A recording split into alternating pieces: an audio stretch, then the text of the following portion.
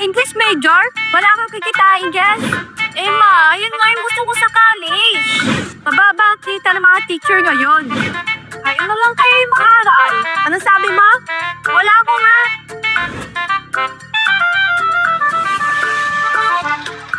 Uy, Iha, kumusta ka na? Ayos na po, tita. Magka-college na rin po. Ay naku, itong anak ko, magka-college na rin. Alam mo yung engineering? Naku, in demand yun sa Pilipinas tsaka sa ibang bansa. Nagkagawa sila ng mga bahay-bahay, pataas sweldo. Eh ikaw, anong course mo? English major po. Nagko-call center.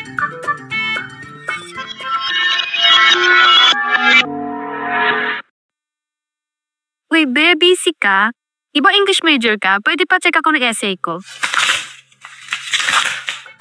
My family is very nice. They always do the things for me like cooking and washing the plate. And sometimes I also help them but not all the time because I'm busy on the phone playing games. My mother is a good cooker. Walang pundo? She makes delicious food like adobo. I'm happy my mother is annoying but sometimes she is okay. Always fighting because we want to use my cellphone. Ikaw, Seri, napapansin ko na yung mga chat mo sa GC, ha? Oo nga eh. Puro moreover, head, sa conclusion pag nag-reply. Papuntang thesis na yan. Baka English major na kasi, hindi na marunong magtagalog. Uy, marunong naman tapo.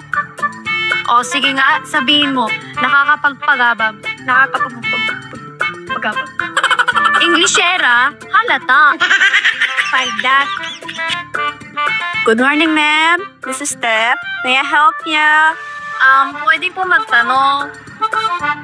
Ganyan ba dapat ang magtatanong, ma'am?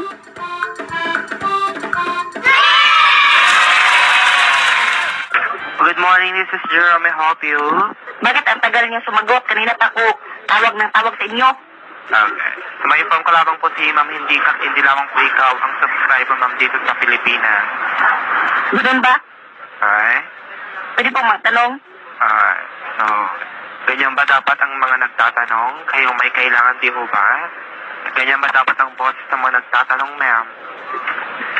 Pwede po magtanong, sir? Ayusin ang boses, hindi ganyan. Akala mo kung sino ka. Galit ka ba? Yes. Ay, hindi na ako magtatanong sa'yo kung galit ka. Pues, huwag kang tumawag dito. Ano ka, Hiller? Bahan ko na hinibahin ka ron. Isusumbong kita. Go ahead. Yes. Talaga? Yes, go ahead. Okay, pwede ka magsumbong sa customer service para po sa mga inyong comments, suggestions. Go ahead. Talaga? It's more of language. Because I'm an Englishera, halata. I can come off as strong to a lot of people that I tried dating. They find me strong. And then pull as a nosebleed. Like, I get that a lot. And it doesn't offend me. Pero yun lang. Yun lang. That's why. I feel like baka ma-overwhelm ka sa akin. And baka ma-overwhelm rin ako sa'yo pag straight Tagalog. Yun lang. Thank you. Do you have any response to that? So, in terms of language naman, I can adjust since mostly in my teaching career, I am teaching also international students. So, I manage to adjust both in English and Tagalog. So,